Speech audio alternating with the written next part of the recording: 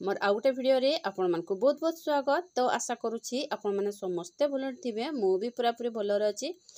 ताहले हमर राष्ट्रीय पोषण माह एबे चलीछि, आमे पालन करूचे। तो 29 तारीख रो बैठक रो विवरणटा मु नै के आछि। हमर एथर दशहरा छुट्टी रे मध्य आमे पोषण माह पालन करिबा, तेणु करी कि तार प्रोसीडिंगटा मु नै के आछि।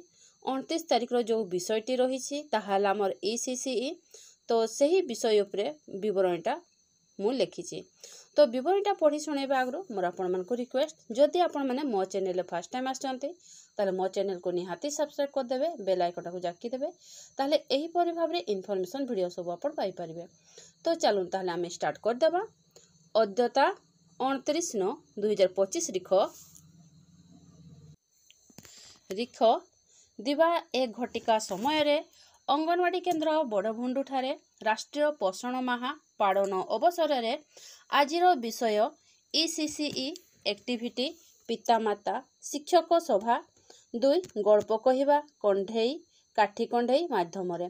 उक्त दिवस रे ग्रामर समस्त गर्भवती प्रसूति 6 मासरु 6 वर्ष शिशुर अभिभावक SAG मेंबर ग्राम मुखिया आशा दीदी समस्ते उपस्थित रही आजिर आलोचना रे अंशग्रहण करथिले। आजिर विषय ECCE yearly childhood care and education कार्यकलाप पितामाता शिक्षक सभा 2 काठी कंठेई और पपेट माध्यम रे गल्प कहिबा। राष्ट्रीय पोषण माह पालन रे ECCE yearly childhood care and education उपरे बैठक करी ग्रामवासी मानकु सचेतन करिबा। 1 पितामाता और शिक्षकों सभा अभिभावक और शिक्षकों सभा आयोजन करा जायथिला। एही सभा रे शिक्षक अभिभावक मानकु जणाइथिले जे शिशु मानकर शिक्षादान को मजादार करिबा निमंते विभिन्न बही कंढेई TLM व्यवहार करा जाउ अछि।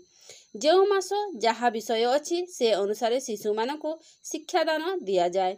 शिक्षादान समय रे शिशु मानक सहित खेलिबा नाचिबा अभिनय संगीत गल्प कथन माध्यम रे शिशु मानकर शारीरिक मानसिक भाषागत सामाजिक सृजनशील विकास करा जाय। घरे मध्य शिशु मानकु एही परि भाबरे शिक्षादान देबा पई कुहागला। काठी कंढेई और पपेट्स माध्यम रे गल्प कहिबा। शिशु माने काठी कंढेई और पपेट को देखि बहुत उत्साहित हुअन्ते। गल्प माध्यम रे सत्य नीति मानविकता साधारण ज्ञान शिखाई पारिबे। पिला माने नूतन शब्द वाक्य उच्चारण शिखन्ते। पिला मानकर कल्पना शक्ति वृद्धि पाए।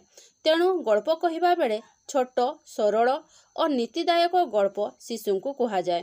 कंठस्वर बदड़ाई गल्प शिशुंकु कुहा जाए, जहा द्वारा एहा रोमांचक हुए।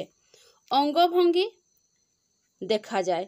पपेट माध्यम रे गल्प कहिले पिला माने सुनिबा बुझिबा मने रखिबा और आनंदित हेबा सबु किछि एका साथे होई थाए। सभा शेष रे धन्यवाद अर्पण करी सभा सांग करागला। तो मु एही परि भाबरे लेखिछि, जदि आपन को एथे आहुरी किछि ऐड करिवार थाए ताले करि पारिबे। ठीक अछि, ताले रहुछि। मु एहार PDF टी मोर टेलीग्राम ग्रुप रे देई देबी, आपन सेठु भी पाई पारिबे।